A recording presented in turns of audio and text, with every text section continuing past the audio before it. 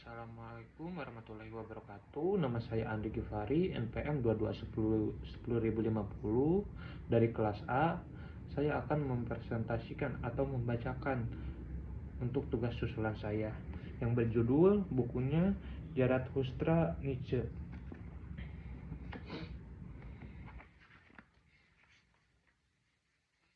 Baik. Ya, untuk Tuhan yang bisa menari prakata Gunawan Muhammad. Siapakah Zarathustra? Ada seorang nabi dalam kepercayaan Persia kuno yang dalam bahasa ibu orang di timur laut Iran disebut Zarathustra. Umum diketahui Nietzsche memungut nama itu untuk tokoh utama karya yang sering disebut sebagai magnum opusnya. Pemikiran Jerman ini memang mengenal meskipun tak secara mendalam sejarah Iran pra-Islam. Dalam jilid pertama Samtliche Werke, kumpulan tulisannya, 2 kali ia menyebut Persia, dan beberapa kali memakai bentuk adjektif Persisch. Tapi Zarathustra yang diimajinasikannya tak terpaut dengan nabi yang hidup di zaman yang hanya bisa ditebak tahun itu. Zarathustra sebagaimana dikenal dalam buku-buku teks mewartakan Tuhan yang satu dan mengajarkan kebaikan yang berhadapan dengan roh jahat. Angra Mainyu tak jauh berbeda dari agama-agama Ibrahimi yang datang kemudian. Tapi Zarathustra dalam karya Nietzsche yang diterjemahkan ke dalam bahasa Indonesia dengan bagus oleh Habib Jassin justru punya pandangan yang sangat lain tentang Tuhan. Di satu saat ia mengatakan, "Akulah Zarathustra yang tak bertuhan." Di saat lain ia meyakini adanya Tuhan, tapi bukan Tuhan yang Maha Esa. Zarathustra menyambut dunia yang tak terkekang dan dilepas. Ketika banyak Tuhan berlarian dan mencari kembali satu sama lain selama-lamanya. Zarathustra juga ingin agar nilai-nilai yang ada dihancurkan, terutama agama Kristen. Ia kecap. Ia menyerukan penciptaan nilai-nilai baru seperti alternatif bagi yang sudah membeku ketika ditegakkan agama-agama. Pendek kata Nietzsche hanya menempelkan nama sang nabi Persia Zarathustra, bukan model Zarathustranya. Bukan pula simbol yang ia pilih untuk menyampaikan renungannya. Lalu siapakah Zarathustra? Pertanyaan ini agak salah. Lebih baik, apa Zarathustra? Heidegger menyebutnya sebagai Frustresser,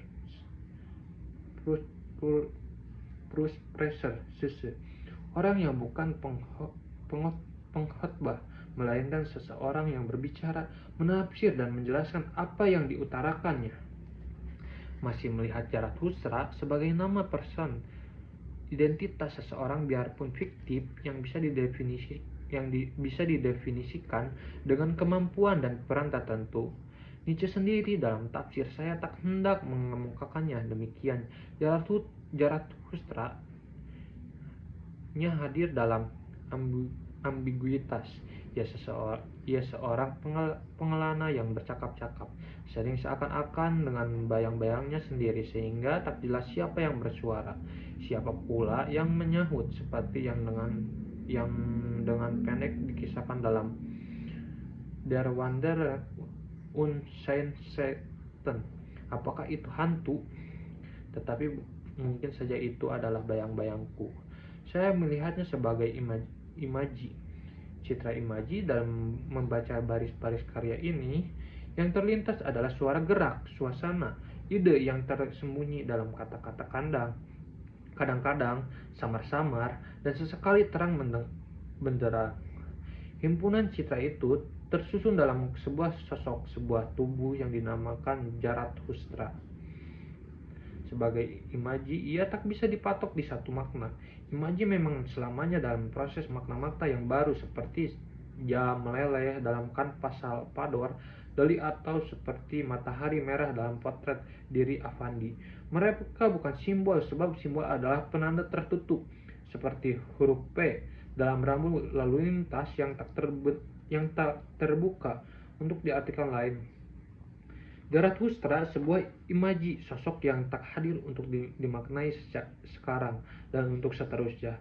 Maknanya bergerak lewat senantiasa. Sebab Nietzsche bukan menulis sebuah biografi satu tokoh fiktif, bukan membuat cerita yang membungkus sebuah teori. Ia penyair dan perenung. Zarathustra rampung hanya dalam waktu 10 hari dan jadi naskah yang tanpa direvisi. Adalah sebuah cetusan puitik. Sejak awal sampai akhir, Zarathustra bab demi bab berselancar dalam alun antara konsonan dan disonan, antara petuah dan deklamasi, ramai dengan perumpamaan dan kiasan kaya akan warna dan kejutan, bombasme dan melankoli dan juga ironi. Nietzsche membebaskan bahasa dan pemikiran dan kerangka yang abstrak, skema mata yang tak bertubuh. Ia merayakan konkret. Saya suka dikatakan Deleuze Zarathustra hanya bisa dibaca sebagai sebuah opera modern dan didengar serta dilihat seperti itu. Di dalamnya, kata hadir bukan hanya membawa isi gagasan, kata membawa imaji sesuatu yang visual dan tentu saja bunyi yang punya efek bila diucapkan juga bila dibaca dalam hati. Yang diciptakan Nietzsche, kata Deleuze, adalah sebuah teater yang secara langsung mengekspresikan pikiran sebagai pengalaman dan gerakan. Pikiran sebagai pengalaman bukan bangun abstraksi, dan sebagai gerakan bukan membentuk kesimpulan yang final. Itu amat penting kita pahami jika kita berbicara tentang pemikiran Nietzsche. Ia pernah memujikan pikiran yang semerbak seperti ladang jagung di malam-malam musim panas, sebab itulah dalam Zarathustra buat pikiran yang konseptual, yang lazim dimulai dengan definisi ini itu nyaris tersingkir. Definisi memang menawarkan kepastian dan stabilitas makna yang cocok dengan kehidupan praktis yang menghendaki konsistensi. Sebuah pertukaran pikiran misalnya, atau sebuah rencana perjalanan, atau sebuah proyek pembangunan akan terombang-ambing jika semuanya pihak bekerja tanpa memakai definisi yang dalam bahasa Indonesia disebut sebagai batasan.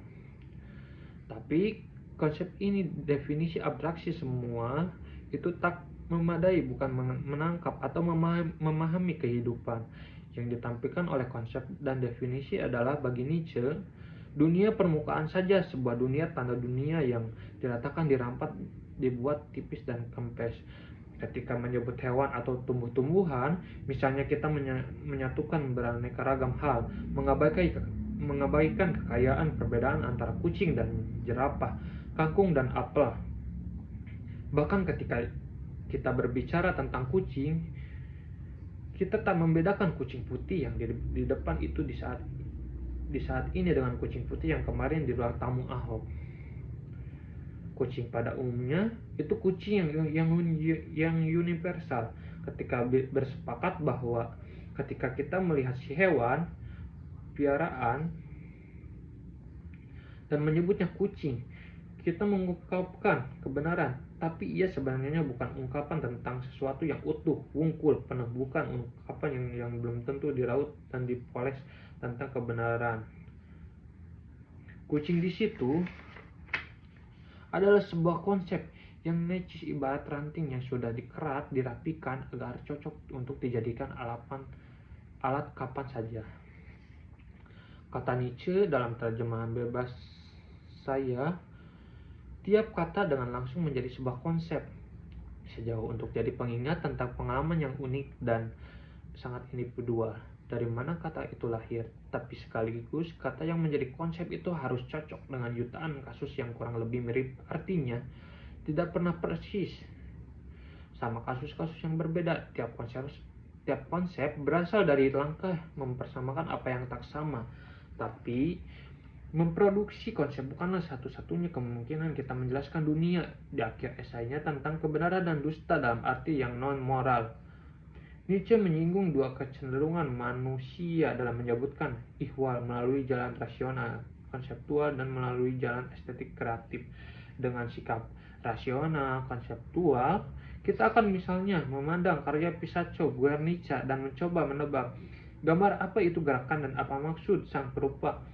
Kanvas itu kita hadapi sebagai teka-teki, sebuah problem di mana sikap yang sama kita akan menatapi lukisan penangkapan di Ponorogo Raden Saleh dengan memfokuskan diri pada suatu aspek dari karya itu, misalnya menebak siapa yang ditampilkan di sana dan mengapa kepala semua orang tampak lebih besar. Fokus kita tak bergerak. Sebaliknya, dengan sikap estetik kreatif dengan intuisi, kita seakan-akan masuk ke dalam adegan penangkapan yang dilukiskan di depan gedung Karisidenan di abad ke-19. Dalam suasana tegang, sibuk murung, kita tak melototi bidang itu menemukan wajah Jenderal de Kock atau Kolonel Louis Dufer. Kita tak meneliti apa khas paras di Ponorogo mirip dengan yang dalam gambar di mata uang. Kita tak mengincar dengan sebuah mikroskop dan membuat adegan bersejarah itu mandek. Intuisi bukan mikroskop. Intuisi membuat kita seakan-akan langsung meresapkan, menemui apa yang hidup, bergerak antara kesan demi kesan.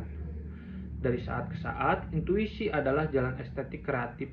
Di sana yang hadir adalah metafor, kanvas Picasso, bukan potret. Kota Guernica yang dibom, tentara fasis yang hadir, potongan wajah yang memekik, tubuh yang terhempas, kuda yang meringis dan paras lembut, jantan yang murung, hanya imajinasi kesakitan, luka, kebuasan, kaos. Lukisan penangkapan di Ponorogo bukan rekaman kejadian itu sendiri. Raden Saleh memperlihatkan perspektifnya yang berbeda dari lukisan Nicolas Pienam dengan tema yang sama yang dibuat sekitar 20 tahun lebih dulu sebagai monumen kemenangan de Kock. Yang terasa dalam kanvas Raden Saleh biasa dianggap sebagai kiasan kemurungan, bukan sukacita. Yang hendak disampaikan Guernica dan penangkapan di Ponorogo bergerak mengalir terus di antara ide, imajinasi, dan peristiwa sejarah. Metafor kiasan kata yang terbentuk dari berpindahan semacam pindah pesawat ketika kita terbang ke sebuah tujuan. Ketika kita mengatakan matahari tenggelam, kita sebenarnya bergerak dari matahari ke sebuah citra lain. Katakanlah balon raksasa yang masuk ke laut. Pada saat yang sama, kita merasakan ada yang dramatis di momen itu. Dunia tidak kita alami sebagai dunia yang datar dan kompres, dan kita pun menemukan diri kita hidup dengan seluruh ide indera kita, bukan hanya dengan pikiran dan kemampuan analitik kita. Matahari yang tenggelam tak kita alami sebagai kasus antropometri. Kita perlu metafor. Manusia perlu dengan peka merasakan pesona dan sihir benda-benda yang sensual yang menyatukan panca indera. Kata Nietzsche, manusia tak akan lengkap jika ia cuma menggunakan kemampuan memecahkan problem bersandar pada konsep-konsep. Hidup tak akan rasa hidup jika kita meniadakan kiasan. Bahkan menurut Nietzsche, konsep pada dasarnya berasal dari metafor, selalu ada hubungannya dengan tubuh. Pembangunan misalnya, sebuah konsep berakar pada kata bangun, kata jabatan juga bermula dari sesuatu proses yang konkret, dari kata kerja menjabat yang menunjukkan tangan yang memegang erat. Tak akan kiasan, tak akan ada metafor tanpa pengalaman tubuh. Bila Nietzsche mengatakan bahwa dorongan membentuk metafor tak dapat diabaikan sedetik pun tanpa mengabaikan manusia itu sendiri. Itu karena tubuh dan pemikirannya punya kaitannya yang dalam. Kata Zarathustra menegaskan bahwa ia menolak dualisme roh dan jasad. Orang yang mendapatkan pencerahan dan dibangkitkan berkata, aku tubuh sepenuhnya dan tak ada sesuatu di luar situ, sedangkan jiwa hanya sebuah kata untuk menandai sesuatu dalam tubuh. Tubuh ada sebuah kecerdasan amat besar, sebuah kemajemukan dengan satu makna, satu perang dan damai, satu kawanan ternak dan gembala. Tubuh kita tahu sesuatu yang fana, terbatas dan berubah. Zarathustra sendiri sebuah kesaksian yang gamblang. Ia berpindah dari gunung ke dataran, dari hutan ke kota. Ia selalu berada dalam proses perjalanan dalam ontologi. Ia tak pernah sebenarnya sebenarnya mandek, dan dalam hidupnya yang konkret dia tak mungkin kekal. Aku sebut jahat, anti manusia. Semua ajaran mengenai yang esa dan sempurna dan tak berubah dan serba mencukup dan kekal. Maka bagi Zarathustra, Tuhan yang abadi hanya sebuah dugaan dan yang kekal hanya khayalan. Baginya sangat dipujikan imajinasi serta peribahasa yang menyatakan sanjungan dan pembenaran atas semua ketidakkekalan. Dalam hal ini, Zarathustra mengingatkan kita akan perspektif Buddhisme, konsep Tuhan yang diambangkan, tak ditetapkan dan hidup diterima sebagai anitya yang tak permanen. Sebab hidup selamanya belum jadi senantiasa menjadi dan hidup yang dalam karya Nietzsche sering senapas dengan alam, mengalir, berubah, berbeda-beda, beraneka, penuh kebetulan dan tak terduga-duga. Hidup bukan deretan mumi Mesir. Para filsuf, kata Nietzsche, terutama para pembentuk ideologi, penyusun ajaran kurang peka akan waktu dan sejarah. Pikiran mereka terpukau kepada ada dan mengingkari menjadi berpegang pada being dan bukan becoming sane dan bukan dan percikan perenungannya yang pendek-pendek Gontamerung, Nietzsche mencemooh para filsuf itu mengusung Mesirisme. Agibcimus memandang hidup bagaikan sebuah piramid bangun berisi mumi yang terpaku di gurun yang monoton. Pandangan Nietzsche meneruskan Herakleitos, orang Yunani kuno sebelum masa Sokrates. Ia terkenal kata-kata pantatrai, setiap hal berubah, tak ada yang tetap. Kita tak dapat masuk dua kali ke dalam arus sungai yang sama, sebab tak akan ada arus yang sama. Merubah adalah segalanya. A berubah menjadi B, bahkan sebelum A jadi A dan sebelum B jadi B. Perasaan hatiku berubah sedemikian rupa hingga riang hatiku mengandung duka, bahkan sebelum keriangan itu dapat dikurasakan. Juga sebaliknya, dengan demikian tiap hal yang pernah tunggal, tiap hal jamak, tiap hal berbeda dengan dirinya sendiri. Berbeda itulah hakikat kenyataan cercah alam. Elemen atom yang mana saja sampai sekecil-kecilnya, yang satu berbeda, yang lain dan berubah terutama menerus. Dalam keadaan itu sebenarnya tak ada identitas dipasang dan diberi nama kemudian, misalnya atom, sebagai cara merepresentasikan sesuatu yang sudah jadi, tapi sebenarnya ilusi yang bukan ilusi, hanyalah proses menjadi. Juga manusia selamanya dalam penyeberangan antara Untergain, penjelasan yang penuh mara bahaya. Kata Zarathustra, yang hebat pada manusia ialah sebuah jembatan, bukan tujuan. Manusia dengan demikian selamanya, sedangkan menjadi bahasa Jawa mempunyai kata yang cukup kena untuk menggambarkan kondisi itu. Konsep tentang manusia, tentang makhluk adalah dumadi, ada sisipan. Dalam kata dadi ada sesuatu yang bergerak. Dalam kata berarti. Jadi teks-teks Jawa abad ke-19 sering menyebutkan sangkan paraning dumadi, mengistilahkan bahwa sungkan asal dalam paran arah dan makhluk yang menjadikan itu tak pernah pasti. Dalam upaya Zarathustra yang lain, manusia itu seutas tali yang ditambahkan antara hewan dan Ubermensch. Seutas tali di atas jurang, ia senantiasa dalam konteks genting. Ubermensch adalah sepatah kata Nietzsche yang termasuk, meskipun agaknya Goethe dalam bagian awal Faust yang memulai penggunaannya sepatah kata. Ia tak pernah biasa diartikan persis dalam bahasa Inggris. Ia diterjemahkan sebagai Superman atau Overman atau Superhuman. H.B. Jasin menerjemahkan jadi manusia unggul, dan saya kira tak tepat kata uber bisa berarti melampaui, mengatasi atau di atas. Dan Nietzsche tidak ingin Uberman diartikan sebagai sejenis manusia yang lebih ulung dan luhur, puncak sebuah evolusi. Hal yang paling tak saya inginkan ialah memperbaiki manusia. Tulisannya dalam kata pengantar bukunya Ecce Homo. Tak ada berhala harus aku dirikan. Uberman bukanlah jenis manusia yang dikategorikan lebih luhur, setengah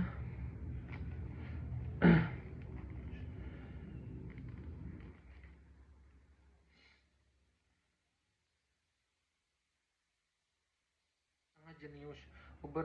Ubermensch lebih baik dibayangkan sebagai manusia melampaui batas. Ubermensch juga sebuah proses melampaui yang ada. Melampaui tak berarti menguasai. Ketika Zarathustra mengatakan der Mensch ist etwas dan Überwunden werden soll, tak berarti ia mengatakan sebagaimana dalam terjemahan H.B. Jasin manusia adalah suatu makhluk yang harus dikuasai. Kata Überwunden saya kira kurang pasti bila diartikan dikuasai, lebih kena diterjemahkan sebagai dilampaui. Dalam wejangan Zarathustra yang ditekankan adalah progresi manusia yang harus melampaui mengikuti gerakan laut yang pasang perjalanan dari cacing hingga manusia, bukan sebaliknya. Baik, selanjutnya saya akan menjawab 5 pertanyaan. Yang pertama, apa itu filsafat hukum? Menurut buku Zarathustra kayak Friedrich Nietzsche, filsafat hukum tidak membahas hukum sebagai sekumpulan aturan yang formal atau institusional semata, tetapi lebih pada bagaimana hukum itu mencerminkan kehendak, kekuasaan, dan nilai-nilai yang dominan dalam suatu masyarakat. Nietzsche tidak melihat hukum sebagai suatu yang netral atau sakral, melainkan sebagai produk dari perjuangan antara kehendak untuk berkuasa dan nilai-nilai moral yang memaksa manusia untuk tunduk. Dalam Zarathustra, gagasan mengenai manusia unggul, Ubermensch mengandung kritik terhadap hukum dan moralitas konvensional yang dianggap menghambat kebebasan dan potensi manusia untuk menjadi lebih tinggi. Hukum bagi Nietzsche seringkali dipakai untuk mempertahankan status quo, menundukkan yang kuat agar sesuai dengan nilai-nilai yang dibuat oleh yang lemah.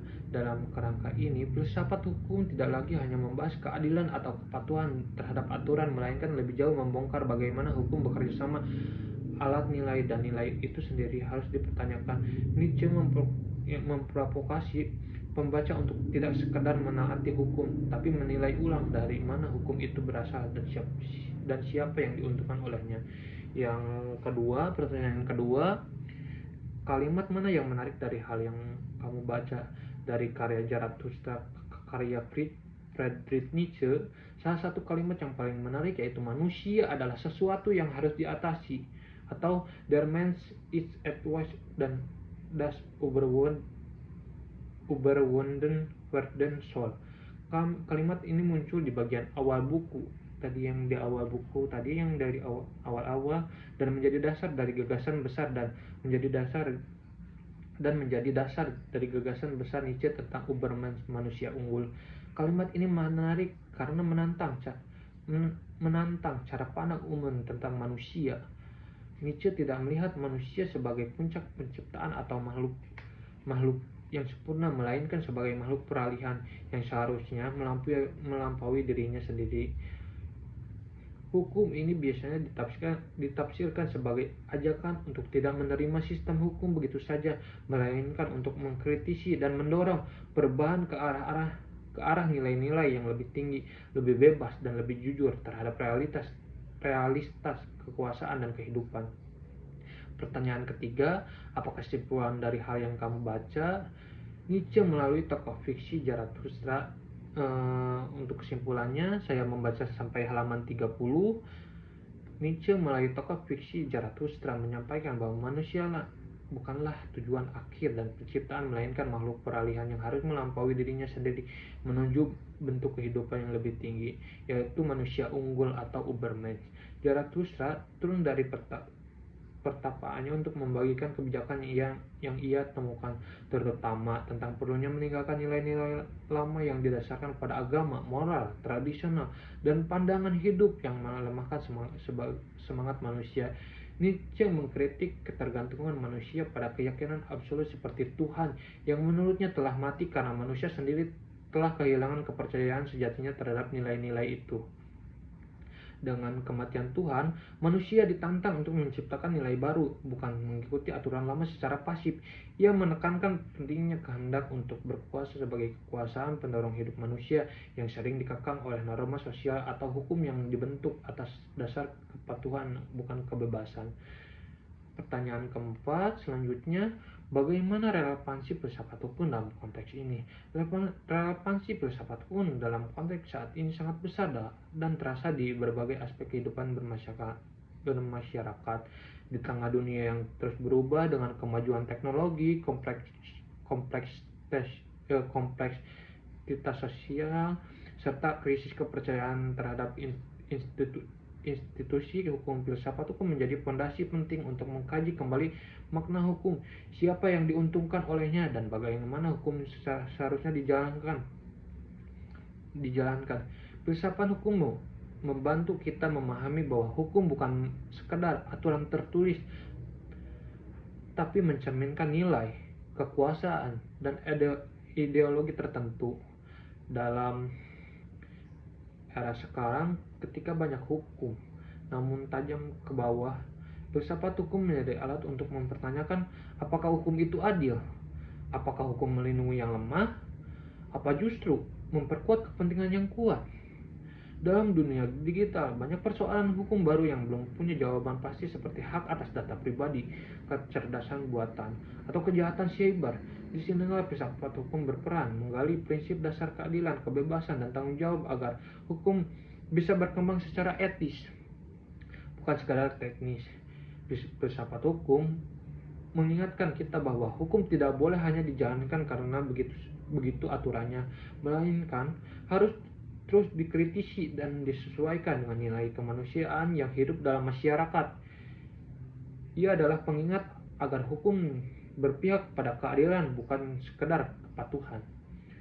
Untuk pertanyaan kelima, bagaimana pendapatmu mengenai kasus Fluensen SCR filsafat hukum?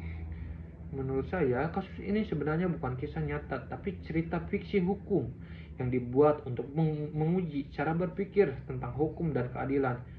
Intinya, ada 5 orang yang terjebak di dalam gua karena nggak bisa keluar dan hampir mati kelaparan.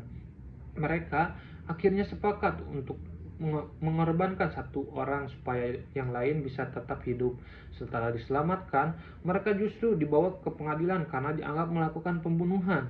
Menurut saya, ini bukan soal benar atau salah, tapi soal bagaimana kita memaknai hukum itu sendiri.